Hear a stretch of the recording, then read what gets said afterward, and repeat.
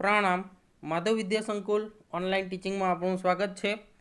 आज આપણે ધોરણ 5 વિષય ગણિત પ્રકરણ 6 હું તારો ગુણાંક અને તું મારો અવયવ પ્રકરણમાં સમજૂતી પહેલા સમજાવીશ તો દરેક વિદ્યાર્થીઓ તે ધ્યાનથી સમજશે। તો સમજૂતીમાં સૌપ્રથમ આપણે જોઈએ અવયવ કે અવયવ કોને કહેવાય। તો આપેલ સંખ્યાઓને જે સંખ્યા વડે નિશેષ ભાગી શકાય તે સંખ્યાઓને આપેલી સંખ્યાઓના અવયવો કહેવાય। કે આપેલ સંખ્યાઓને જે સંખ્યાઓ વડે નિશેષ ભાગી શકાય તો તેવી સંખ્યાને આપેલ સંખ્યાના અવયવ કહેવાય। જેમ કે આપણને અહીં 12ના અવયવો શોધો તો 12ના અવયવો શોધવાના છે। સંખ્યા આપેલી છે 12 તો આપણે 12ના અવયવો શોધવા માટે 12ને 1 થી લઈને 12 સુધીની સંખ્યાઓ વડે ભાગીએ કે 1 2 3 4 5 6 7 8 9 10 11 12 એક 12 ને આપણે 1 થી 12 સુધીની 12 સંખ્યાઓ વડે 12 વખત આપણે ભાગાકાર કરીએ તો દરેક વખત કરેલા ભાગાકારની અંદર કઈ કઈ સંખ્યાઓ વડે 12 ને નિશેષ એટલે કે જેમાં શેષ શૂન્ય થતી હોય તેવી નિશેષ ભાગી શકાય છે। તો સૌપ્રથમ આપણે 12 ને 1 વડે ભાગાકાર કરેલો છે તો જેમાં આપણે 12 ને નિશેષ ભાગી શક્યા છીએ એટલે કે શેષ શૂન્ય થાય છે।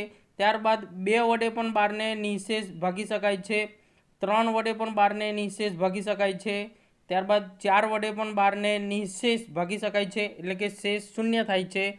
ત્યારબાદ 5 વડે ભાગતા શેષ 2 વધે છે અને 6 વડે ભાગતા નિશેષ ભાગી શકાય છે।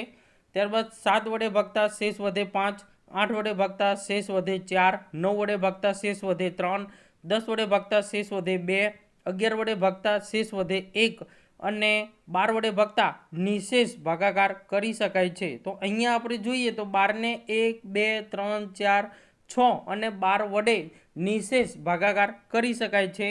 એટલે કે અહીં 12 ને 1 2 3 4 6 અને 12 વડે નિશેષ ભાગી શકાય છે। તો 12ના અવયવો તો 1 2 3 4 6 અને 12 એ 12ના અવયવો કહેવાય। તો આ રીતે આપેલ સંખ્યાને એટલે કે આપણને રકમમાં 12 આપ્યા હતા તો આપેલ સંખ્યાને જે સંખ્યાઓ વડે નિશેષ ભાગી શકાય એટલે કે શેષ શૂન્ય વધે એ રીતે ભાગી શકાય તે બધી જ સંખ્યાઓને આપેલ સંખ્યાના અવયવો કહેવાય। હવે અવયવો વિશે થોડીક વધુ માહિતી મેળવીએ તો દરેક સંખ્યાના અવયવોની સંખ્યા જુદી જુદી હોય છે। દરેક સંખ્યાના અવયવો જુદા જુદા હોય। જેમ કે 12 તો 12ના અવયવો 1 2 3 4 5 અને 6 તો 12ના અવયવોની સંખ્યા થાય છે 6। એવી જ રીતના આપણે જો 15ના અવયવો જોઈએ તો 15ના અવયવો 1 3 5 અને 15 તો આ 15ના અવયવોની સંખ્યા થાય છે 4। તો આ રીતે દરેક સંખ્યાના અવયવોની સંખ્યા જુદી જુદી હોય છે। પણ કોઈ પણ સંખ્યાને ઓછામાં ઓછા 2 અવયવો તો હોય જ। કોઈ પણ સંખ્યા હોય એમાં વધુ અવયવો હોય, ઓછા અવયવો પણ હોય। દરેક સંખ્યામાં અવયવોની સંખ્યા જુદી જુદી પણ હોય। પણ કેટલીક સંખ્યાઓ એવી હોય કે જેમાં ઓછામાં ઓછા 2 અવયવો તો હોય જ। તે 2 અવયવો એટલે પહેલો અવયવ 1 અને બીજો અવયવ સંખ્યા પોતે। કેટલીક સંખ્યાઓ એવી હોય કે જેમાં માત્ર 2 જ અવયવો હોય, 2 થી ઓછા અવયવો કોઈ પણ સંખ્યાના હોય નહીં। 2 અવયવો એટલે કે દાખલા તરીકે 13 તો 13 જે સંખ્યા છે એ 13 એકના ઘડિયામાં હોય અને 13 પોતે પોતાના ઘડિયામાં હોય। 13 એકા 13 એટલે એકના ઘડિયામાં પણ ગણાય અને 13 એ પોતાનો ઘડિયો 13નો પોતાનો 1 એકા 13 એકા 13 એમ 13ના ઘડિયામાં હોય। તો 13ના માત્ર 2 જ અવયવો હોય, 1 અને 13 સંખ્યા પોતે જ। 1 એ દરેક સંખ્યાનો અવયવ છે જે સૌથી નાનો અવયવ છે। આ 1 કોઈ પણ સંખ્યાના અવયવ પાડો તો 1 તો આવશે જ અને એ 1 એ દરેક સંખ્યાનો નાનામાં નાનો અવયવ છે જે 1 એ દરેક સંખ્યાનો અવયવ પણ છે અને નાનો અવયવ પણ છે। અને સંખ્યાનો સૌથી મોટામાં મોટો અવયવ સંખ્યા પોતે જ કે સંખ્યા પોતે પોતાનો અવયવ છે અને જે સૌથી મોટો અવયવ છે કે સંખ્યા પોતે પોતાનો અવયવ પણ હોય અને જે સૌથી મોટામાં મોટો અવયવ છે। જેમ કે આપણે જોઈએ 12ના અવયવમાં સૌથી નાનો અવયવ છે 1 અને સૌથી મોટો અવયવ છે 12 પોતે એટલે કે સંખ્યા પોતે। 15ના અવયવમાં નાનો અવયવ 1 અને મોટામાં મોટો અવયવ સંખ્યા પોતે એટલે કે 15નો 15 જ। 13ના અવયવોમાં પણ સૌથી નાનો અવયવ 1 અને સૌથી મોટામાં મોટો અવયવ છે 13 સંખ્યા પોતે જ છે। આમ કોઈપણ સંખ્યાને સૌથી નાનો અવયવ 1 હોય અને સૌથી મોટો અવયવ સંખ્યા પોતે જ હોય છે। તો આ રીતે આપણે આપેલ સંખ્યાના અવયવો શોધો, એ રીતે અવયવો શોધવાના આવશે, જેના માટે આપણે ધારો કે અહીંયા સંખ્યા હતી 12, તો આપણે 12નો 12 વખત ભાગાકાર કર્યો। પણ કોઈ મોટી સંખ્યા હોય, 55 હોય, 60 હોય, 80, 90 હોય, હવે ધારો કે 90 હોય તો 1 થી 90 સુધીની 90 અંકો વડે 90 ભાગાકાર કરી શકાય નહીં, એના માટે ઘણો બધો સમય થાય। તો આ અવયવો કઈ રીતે શોધી શકાય, જેનું આપણે એક ઉદાહરણ શીખીએ। હાલ ઉદાહરણ અવયવો પાડો, જેમાં આપણે 24ના અવયવો પાડવાના છે। તો 24ના અવયવો પાડવા માટે આપણે શું કરીશું, તો અવયવ પાડવા માટે સૌપ્રથમ 24 જે પણ ઘડિયામાં આવતા હોય એવા બધા જ ઘડિયા આપણે યાદ કરવાના કે 24 કયા કયા ઘડિયામાં આવે। એના માટે દરેક વિદ્યાર્થીઓએ ઘડિયા 1 થી 20 સુધીના ફરજિયાત મોઢે કરવા પડશે, તો જ અહીંયા અવયવો તમે સરળતાથી પાડી શકશો। તો 24 કયા ઘડિયામાં આવે, હવે આપણે જોઈએ કે કોઈ પણ સંખ્યા હોય તો એ દરેક સંખ્યા 1ના ઘડિયામાં તો આવે જ। એટલે સૌ પ્રથમ આપણે 24 એકા 24 કોઈ પણ સંખ્યાના તમને અવયવ પાડવાના કે તો એ સંખ્યાનો એક સાથે ગુણાકાર કરીને આ પહેલો અવયવ તો ફરજિયાત લખવાનો જ। કોઈ પણ સંખ્યાનો એક સાથે ગુણાકાર કરીને આ રીતે પહેલો અવયવ લખવાનો, 1 ગુણ્યા 24 એટલે 24, જેને કહેવાય 24 એકા 24। હવે 24 કયા ઘડિયામાં આવે, તો એક પછી આપણે લાઈનસર વારા પરથી એક એક ઘડિયો લેવાનો છે। તો એક પછી 2, તો 2ના ઘડિયામાં 24 ક્યાં આવે। હવે જો વિદ્યાર્થીઓ ઘડિયા આવડતા હશે તો આપણને સરળતાથી આવડી જશે। હવે 2ના ઘડિયો વિચારીએ તો 2 દાન 20, સૌથી મોટી સંખ્યા 20 સુધી તો ઘડિયો પતી જાય, પણ 24 તો 20 કરતાંય મોટી સંખ્યા છે। તો એના માટે આપણે ઘડિયા આવડતા હશે તો ઝડપથી આવડશે કે ભાઈ 2ના ઘડિયામાં 24 ક્યાં આવે, તો 2ના ઘડિયામાં 12 દુ 24 થાય, જે 12ના ઘડિયામાં પણ કહેવાય અને 2ના ઘડિયામાં પણ ગણી શકાય। 12 દુ 24। હવે 3નો ઘડિયો વિચારીએ તો 3ના ઘડિયામાં 3 ગુણ્યા 8 એટલે 3 ઈઠા 24।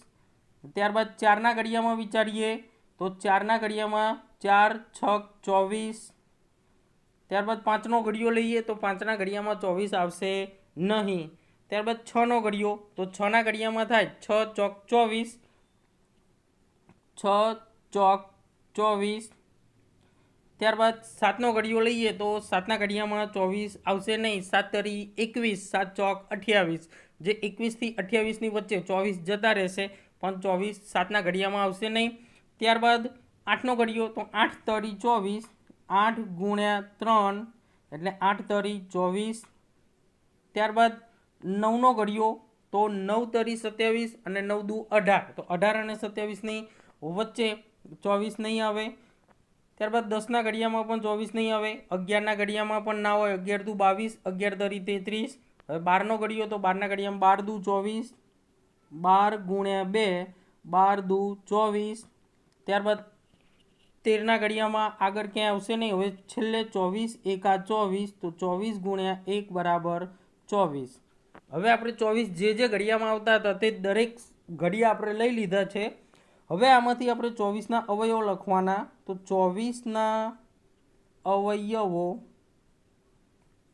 બરાબર જો 1 2 3 4, તો અહીંથી આપણે સીધી ઊભી લાઈન ઘડિયામાંથી ઊભી લાઈન પહેલાં લખી દઈશું, અહીંથી એક એક અંકો લખતા જઈશું, 1 2 3 4, તો 1 2 3 4। જો 4નો ગુણાકાર 6 સાથે કરેલ છે એટલે 6 પણ એનો અવયવ કહેવાય। 3નો ગુણાકાર 8 સાથે એટલે 8 પણ એનો અવયવ કહેવાય। 2નો ગુણાકાર 12 સાથે એટલે 12 પણ તેનો અવયવ છે, અને 1નો ગુણાકાર 24 સાથે તો 24 પણ તેનો અવયવ છે। એટલે 24ના અવયવો 1 2 3 4 6 8 12 અને 24, જે 24ના કુલ 8 અવયવો થશે। હવે આપણે જ્યારે અવયવો માટે આ રીતે ઘડિયા લખીએ તો જુઓ વિદ્યાર્થીઓ, આપણે 4 ગુણ્યા 6 લખીએ, 4 છક 24, અને 6 ગુણ્યા 4 લખીએ તો 4 6 ચોક 24। હવે આમાં 4 અને 6 એ બંને 24ના અવયવ છે, જે આપણે એક વખત લખી દીધા 4 અને 6। તો બીજી વખત જ્યારે એ જ ઘડિયાને આપણે ઊંધી રીતે લખીએ તો પણ અવયવો તો 4 અને 6 જ આવવાના છે। એટલે જ્યારે મેં અહીંયા ઉપર સીધી રીતે બધા ઘડિયા લખ્યા, નીચે એ જ ઘડિયાઓને ઉલટી રીતે આવશે કે 2 ગુણ્યા 12 તો 12 ગુણ્યા 2, 3 ગુણ્યા 8 તો 8 ગુણ્યા 3, 4 ગુણ્યા 6 તો 6 ગુણ્યા 4, એટલે આપણે બધી રીતે લખવાની જરૂર નથી. તમે ધારો કે 3 ગુણ્યા 8 લખ્યા, 3 ઈઠા 24, 3 ગુણ્યા 8 લખેલા છે તો 8 ગુણ્યા 3 બરાબર 24. હવે 3 ગુણ્યા 8 લખેલા હોય તો 8 તરી પણ 24 થાય, તો આ 8 તરી 24 ઊંધી રીતે લખવાની જરૂર નથી. પણ જો આ બીજો જ કોઈ ઘડિયો હોય 12 ગુણ્યા 2 તો એ લખવા પડે 2 ગુણ્યા 12 તો 24. હવે આ 2 ગુણ્યા 12 ને તમે 12 ગુણ્યા 2 આ રીતે ઊંધી રીતે લખો તો એ લખવાની જરૂર નથી. તો આ રીતે આપણે અવયવો શોધીશું. સમજૂતીમાં બીજો મુદ્દો આવશે અવિભાજ્ય અવયવો. તો અવિભાજ્ય અવયવો આપણે કઈ રીતે પાડવાના છે તે આપણે જોઈએ. તો અવિભાજ્ય અવયવો પાડવાની મુખ્યત્વે બે રીતો આવશે, એટલે કે અવિભાજ્ય અવયવો બે પ્રકારના આવશે. એક ગુણાકારની રીતે અવિભાજ્ય અવયવ અને એક ભાગાકારની રીતે અવિભાજ્ય અવયવો. તો બંને રીત આપણે એક એક ઉદાહરણ લઈને શીખીએ. તો દાખલા તરીકે 24, આપણે સંખ્યા લઈએ 24. તો ગુણાકારની રીતે 24ના અવિભાજ્ય અવયવો પાડીએ. તો અવિભાજ્ય અવયવો પાડવા માટે પણ આપણે ઘડિયા તો ખાસ આવડવા જોઈશે. જો ઘડિયા આવડશે તો જ આપણે ગમે તે રીતના અવયવો પાડી શકીશું. આની અગાઉ જે ખાલી આપણે અવયવો શીખ્યા એ સાદા અવયવો હતા, પણ આ અવિભાજ્ય અવયવો જે અવિભાજ્ય સંખ્યાઓ વડે પાડવામાં આવતા હોય છે એ અવિભાજ્ય સંખ્યાઓ હમણાં આપણે આગળ જણાવીએ. કે ગુણાકારની રીતે અવિભાજ્ય અવયવ. તો ગુણાકારની રીત માટે આપણે સૌપ્રથમ કે 24, તો કોઈ પણ એક ઘડિયો પસંદ કરો વિદ્યાર્થીઓ કે 24 કયા ઘડિયામાં આવે. કોઈ પણ એક ઘડિયો આપણે પસંદ કરવાનો છે. તો 24 કે 2 ગુણ્યા 12 એટલે 24, તો 12 દુ 24. તો આપણે અહીંયા લખીએ 2 ગુણ્યા 12 એટલે 12 દુ 24. તો હવે આ બે જે આપેલા છે એ બે અવિભાજ્ય સંખ્યા છે. હવે આ બેના અવયવો પડશે નહીં, એટલે આપણે બેને એમના એમ નીચે લખી દેવાના છે ગુણ્યા 12ના અવયવો. તો 12ના અવયવો માટે 12 કયા ઘડિયામાં આવે એ આપણે વિચારીશું. તો 12 આવે 2 છક 12. તો 12માંથી બે સંખ્યા આપણને મળશે 2 ગુણ્યા 6. હવે આપણે નીચે 12 નથી લખવાના, પણ 12ના બે અવયવો આપણને મળ્યા 2 અને 6. તો આપણે 2 અને 6 બંને સંખ્યા લખીશું. હવે આગળ અવયવ પાડીએ. તો આ જે પહેલા બે છે એના અવયવ નહીં પડે, કારણ કે 2 તે અવિભાજ્ય સંખ્યા છે. ત્યારબાદ અહીંયા આપણને જે 12ના અવયવમાં 2 મળ્યા તેના પણ અવયવો નહીં પડે, એટલે એ પણ 2 આપણે નીચે લખીશું. જો વિદ્યાર્થીઓ જે સંખ્યાના અવયવ નથી પડતા તે સંખ્યા આપણે નીચે લખતા જ જઈએ છીએ. ગુણ્યા 6, તો 6ના અવયવ પાડો. તો 6 કયા ઘડિયામાં આવશે એના માટે આપણે જોઈએ તો 2 ગુણ્યા 3, 2 તરી 6. હવે આપણે જોઈએ તો અહીંયા 2 2 2 3 વખત 2 2 આવેલા છે.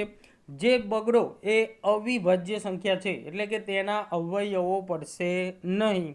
તો ત્યારબાદ વધ્યા 3. તો 3 પણ અવિભાજ્ય સંખ્યા છે, એ 3ના પણ અવયવો પડતા નથી. તો હવે કોઈ સંખ્યા એવી નથી કે જેના અવયવ પડશે. તો માટે આ જે અવયવ આવે તે આપણો જવાબ છે 2 ગુણ્યા 2 ગુણ્યા 2 ગુણ્યા 3. હવે આ જે આપણને જવાબ મળ્યો તેમનો ગુણાકાર કરીએ. 2 દુ 4, 4 દુ 8, 8 તરી 24. તો 24 આપણી સંખ્યા જેટલા અવયવો થઈ જવા જોઈએ. તો આપણો દાખલો સાચો છે. અને આ જે અવયવો છે 2 ગુણ્યા 2 ગુણ્યા 2 ગુણ્યા 3, તો આ જવાબમાં ક્યાંય પણ વિભાજ્ય સંખ્યા આવવી જોઈએ નહીં. બરાબર. હવે આપણે આગળ જોઈએ. આ 24ના આપણે ભાગાકારની રીતે પણ અવયવો પાડી જોઈએ. તો ભાગાકારની રીતે અવયવોની અંદર આપણે 24, તો 24માં ભાગાકારની રીતે અવયવ પાડવા માટે આપણે આ રીતે ખાના પાડીને અવયવો પાડીશું. તો ભાગાકારની રીતે અવયવ પાડવા માટે સૌપ્રથમ 24ને આપણે સૌથી નાનામાં નાની અવિભાજ્ય સંખ્યા એટલે 2 વડે ભાગાકાર કરીશું. તો આપણે જોઈએ અહીંયા અવિભાજ્ય સંખ્યાઓ.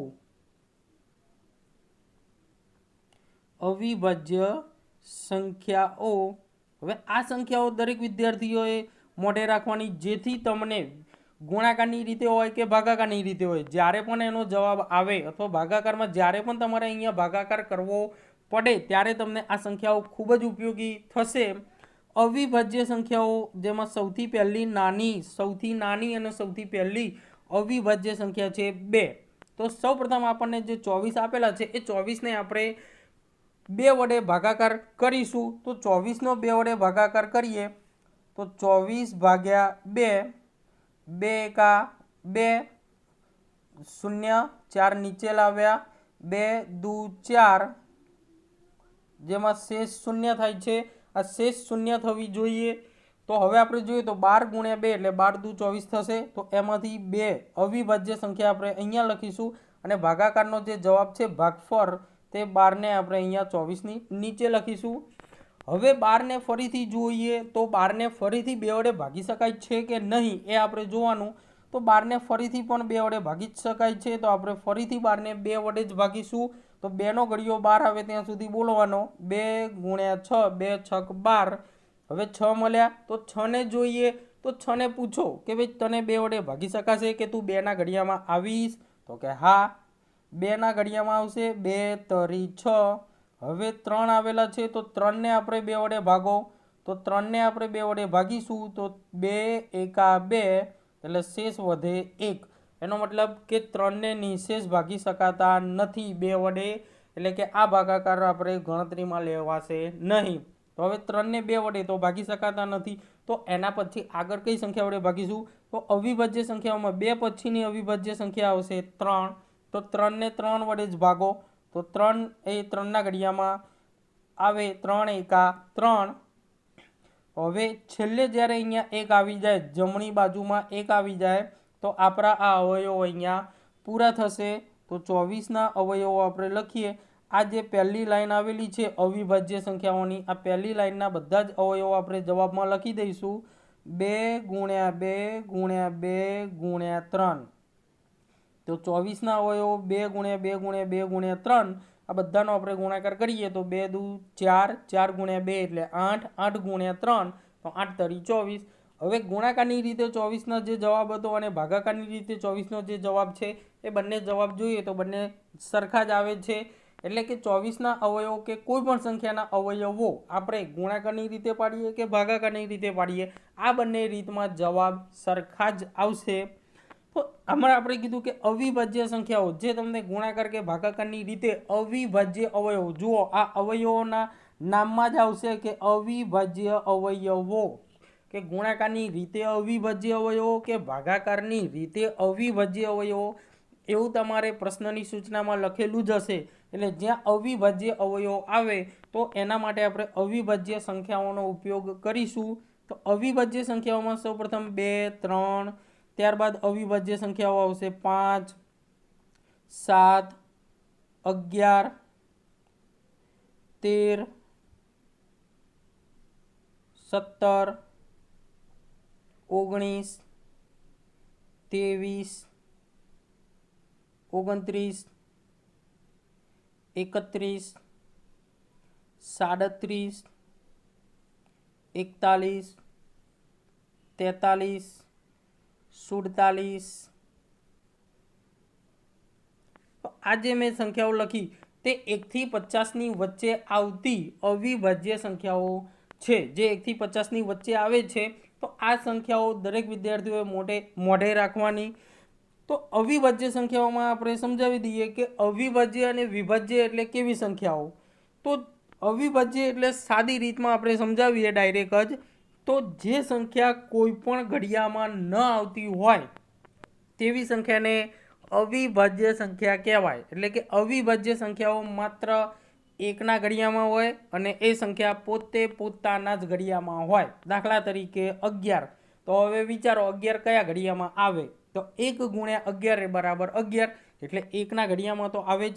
હવે 11 નો ઘડિયો તો 11 ગુણ્યા 1 બરાબર 11, 11 એકા 11, તો 11 એ પોતે પોતાના જ ઘડિયામાં આવે અને 1 ના ઘડિયામાં આવે। તો 1 અને 11 નો પોતાનો ઘડિયો, આ બે સિવાય 11 ક્યાંય આવે ખરા? તો ના આવે। તો માટે 11 એ અવિભાજ્ય સંખ્યા છે। ત્યારબાદ જોઈએ 19, તો 19 પણ એક જ ઘડિયામાં આવે, 19 એકા 19 અને 1 ગુણ્યા 19 બરાબર 19। આ 1 નો ઘડિયો અને 19 નો પોતે પોતાના ઘડિયામાં જ આવે, બાકી ક્યાંય 19 આવે નહીં। માટે 19 તે અવિભાજ્ય સંખ્યા છે। હવે આના સિવાયની આપણે કોઈ સંખ્યા લઈએ, દાખલા તરીકે 27, તો 27 એ કોઈ ઘડિયામાં આવે ખરી? તો 27 એક તો 1 ના ઘડિયામાં આવે, 1 ગુણ્યા 27 બરાબર 27, 1 ગુણ્યા 27 બરાબર 27। પછી 27 પોતે પોતાના ઘડિયામાં આવે, 27 એકા 27। આ સિવાય 27 ક્યાં આવે? તો કે હા સાહેબ, 3 9 27 થાય, 9 તરી 27 થાય કે 3ના ઘડિયામાં 9ના ઘડિયામાં બંને ઘડિયામાં આવે? તો કે હા, આ સંખ્યા જ્યારે 1 અને 27 પોતાના ઘડિયામાં અને 1ના ઘડિયા સિવાય આ રીતે બીજા કોઈ પણ ઘડિયામાં આવે તો આવી સંખ્યાને વિભાજ્ય સંખ્યા કહેવાય। પણ આપણે અહીં અવિભાજ્ય અવયવો પાડવા માટે અવિભાજ્ય સંખ્યાઓ આ નીચેની જ સંખ્યાઓ લેવી પડશે કે અહીંયા જે પણ તમે અવયવ પાડો તો અહીંયા ધારો કે 4 વડે અવયવ પાડો તો ચાલશે નહીં। અહીંયા આપણે 2 3 5 7 11 13 17 એવી જ સંખ્યાઓ હોવી જોઈએ, અવિભાજ્ય સંખ્યાઓ હોવી જોઈએ। હવે સામાન્ય અવયવ એટલે એવા કે ધારો કે તમે બે સંખ્યાના અવયવો પાડો। દાખલા તરીકે આપણે અહીંયા 24ના અવયવો પાડીએ, જે આપણે આગળના દાખલામાં પાડ્યા હતા એ પ્રમાણે 24ના અવયવો છે 1 2 3 4 6 8 12 અને 24।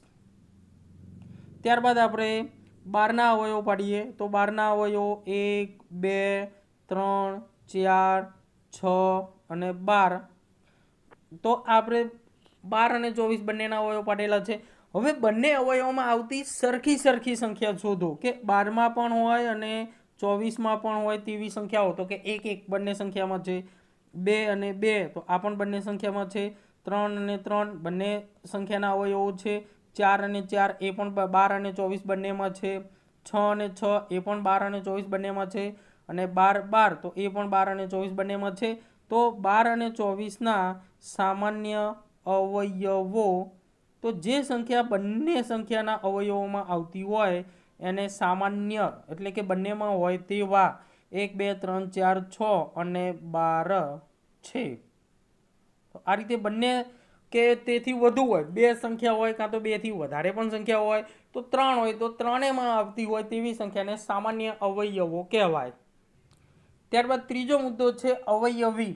તો આપેલ સંખ્યા વડે જે સંખ્યાઓને નિશેષ ભાગી શકાય તે સંખ્યાઓને આપેલ સંખ્યાના અવયવી કહેવાય। આપેલ સંખ્યા વડે ધારો કે આપણને કોઈ સંખ્યા આપેલી હોય, અહીંયા આપેલી છે 5, તો 5 વડે આપણે કઈ સંખ્યાને ભાગી શકીએ? તો એના માટે શું કરવું પડે? આપણે ભાગાકાર કરવો પડે। પણ ભાગાકાર કઈ રીતે કરવો પડે કે આપેલ સંખ્યા વડે જે સંખ્યાને એટલે કે આપેલ સંખ્યા વડે આપણને 5 વડે ભાગાકાર કરવાનો છે તો 5 આપણે અહીંયા આ રીતે બહાર મૂકવો પડશે અને 5 વડે આપણે અંદર જુદી જુદી સંખ્યાઓનો ભાગાકાર કરવો પડે। તો જે સંખ્યાને આપણે 5 વડે ભાગી શકીશું તે સંખ્યાને આ 5નો અવયવી કહેવાય। દાખલા તરીકે આપણે અહીંયા 10 લઈએ તો 5 દુ 10, તો 10ને આપણે 5 વડે નિશેષ ભાગી શકીએ છીએ તો 10 એ 5નો અવયવી છે। પણ હવે આપણે જોઈએ તો આ રીતે 5ને બહાર મૂકીએ, અંદર સંખ્યાઓ બદલતા જઈએ 10 પછી 11 લઈએ, 12 લઈએ, 13 લઈએ, 14 લઈએ, 15 16 17 18 19 20 એમ સંખ્યાઓ તો અનંત સુધી હોય તો આપણા ભાગાકાર પણ કેવા ચાલશે? અનંત સુધી ભાગાકાર ચાલશે। હવે તમને આ રીતે 5ના અવયવી કીધા હોય અને તમે અનંત સુધી ભાગાકાર કરી જાઓ તો પરીક્ષા પતી જાય પણ આપણો દાખલો પૂરો થાય નહીં। તો એના માટે આપણે અવયવી શોધવા માટે એકદમ સૌથી સરળ અને ટૂંકામાં ટૂંકી અને સાદામાં સાદી રીત છે આ ચેપ્ટરના સૌથી સહેલામાં સહેલા દાખલા એટલે કે અવયવી શોધો। અવયવી જ્યાં શોધવાના આવશે એ દાખલા આપણા આ ચેપ્ટરના સૌથી સહેલા દાખલા આવશે જે દરેક વિદ્યાર્થીઓને લગભગ આવડશે જ। તો દાખલા નંબર 1 ઉદાહરણ જોઈએ આપણે। 5ના પ્રથમ 5 અવયવી મેળવો। 5ના પ્રથમ 5 અવયવી, જો અવયવી અસંખ્ય હોય બરાબર એટલે આપણને કહેશે કે ભાઈ પહેલા 4 અવયવી કે 5 અવયવી કે 6 અવયવી મેળવો તો પ્રથમ 5 અવયવી આપણે મેળવવાના છે 5ના। એના માટે અવયવી મેળવવા માટે આપણે કંઈ જ કરવાનું નથી, બસ ખાલી જે સંખ્યાના અવયવી મેળવવાના હોય, જેટલા અવયવી મેળવવાના હોય ત્યાં સુધી તે સંખ્યાનો ઘડિયો લખવાનો છે। 5ના 5 અવયવી મેળવવા માટે આપણે 5નો ઘડિયો 5 સુધી લખીશું તો 5 એકા 5, 5 દુ 10, 5 તરી 15, 5 ચોક 20, પાયો 25। 5નો ઘડિયો આપણે બસ ખાલી 5 સુધી જ લખવાનો છે। હવે આપણને આમાંથી જવાબ મળી જશે। તો 5ના પ્રથમ 5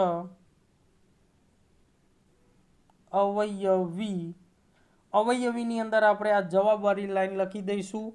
તો પહેલો અવયવી 5, બીજો 10, ત્રીજો 15, ચોથો 20 અને પાંચમો અવયવી 25। તો આ પાંચના પ્રથમ 5 અવયવી આપણને મળી ગયા। જે સંખ્યાના અવયવી શોધવાના હોય એ સંખ્યાનો ઘડિયો જ લખવાનો છે, બીજું કંઈ કરવાનું નથી। અવયવીઓની અંદર કોઈ પણ સંખ્યાઓના અવયવીઓ અસંખ્ય હોય, કેમ કે ઘડિયો તો અનંત સુધી ચાલતો જ રહે। આપણે 5 5 25, 5 6 30, 5 7 40, 5 9 45, 5 દાન 50। તો પછી આપણે 5 દાન 50 કે સાહેબ ઘડિયો તો પતી ગયો। હવે તો 5 ગુણ્યા 10 બરાબર 50 થયા। તો હવે 5 ગુણ્યા 11 કરો, 5 ગુણ્યા 12 કરો, 5 ગુણ્યા 13 કરો બરાબર। અથવા તો જે છેલ્લો જવાબ આવ્યો 5ના ઘડિયામાં 5 દાન 50, આ 5 ગુણ્યા 10 એટલે 5 દાન 50 આપણને લાગ્યા સૌથી છેલ્લામાં છેલ્લો અવયવ। પણ 50ની અંદર પછી બીજા 5 5 5 5 ઉમેરતા જ જાઓ। 55 60 65 70 75 80 85 90 95 100 105 110 એ બધા જ 5ના અવયવી ગણાય। એટલે કે અવયવી અસંખ્ય હોય છે। દરેક સંખ્યા એકનો અવયવી છે, દરેક સંખ્યા એકનો અવયવી છે અને આ એક એ દરેક સંખ્યાનો અવયવ છે। આ બે વાત ધ્યાન રાખજો, બે વાક્યો, કે દરેક સંખ્યા જે છે ને એ સંખ્યા એકનો અવયવી છે અને એક એ દરેક સંખ્યાનો અવયવી છે। દાખલા તરીકે 15 અને 1, તો 15 એ એકનો અવયવી કહેવાય અને 1 એ 15નો અવયવ કહેવાય। કોઈપણ સંખ્યાનો સૌથી નાનો અવયવી સંખ્યા પોતે જ છે। 5નો ઘડિયો તો સૌથી પહેલી જ સંખ્યા આવે 5 એકા 5, તો 5 એ 5નો સૌથી નાનામાં નાનો અવયવ છે। ઘડિયામાં જુઓ બાકીની સંખ્યાઓ બધી 5 કરતાં મોટી જ આવશે। એટલે કોઈપણ સંખ્યાનો સૌથી નાનામાં નાનો અવયવી સંખ્યા પોતે જ હોય। કોઈ કે 18નો સૌથી નાનામાં નાનો અવયવી તો 18 એમ લખવાનું, સંખ્યા પોતે એવું નહીં લખવાનું। સંખ્યા આપેલી હોય તો તે સંખ્યા જ લખવાની। 18નો નાનો અવયવી તો 18 અને એમ કે ભાઈ કોઈ પણ સંખ્યાનો સૌથી નાનો અવયવી ખાલી જગ્યા છે તો જ સંખ્યા પોતે। કોઈ પણ સંખ્યાના અવયવીઓ અસંખ્ય હોવાથી સૌથી મોટો અવયવી ન હોય। આપણે હમણાં જ કીધું આગળ કે કોઈ પણ સંખ્યાના અવયવીઓ અસંખ્ય હોય છે, જેથી દરેક સંખ્યામાં સૌથી મોટામાં મોટો અવયવી ન મળે। તો વિદ્યાર્થીઓ અહીંયા આપણે પ્રકરણ 6ની સમજૂતી સમજ્યા। તો દરેક વિદ્યાર્થીઓએ આ સમજૂતી પોતાના ચોપડામાં લખવાની, મોઢે કરવાની અને જે ઉદાહરણ આપણે અહીંયા ગણાવેલા છે તે ઉદાહરણ પણ દરેક વિદ્યાર્થીઓએ ગણવાના અને એ પ્રમાણે અન્ય દાખલાની પ્રેક્ટિસ કરવાની। દાખલાઓ જે આપણે આના પછીની વિડીયો ભાગ 2ની અંદર સ્વાધ્યાયના દાખલા સ્વાધ્યાય પોથીમાંથી આપણે સમજાવીશું। પ્રણામ।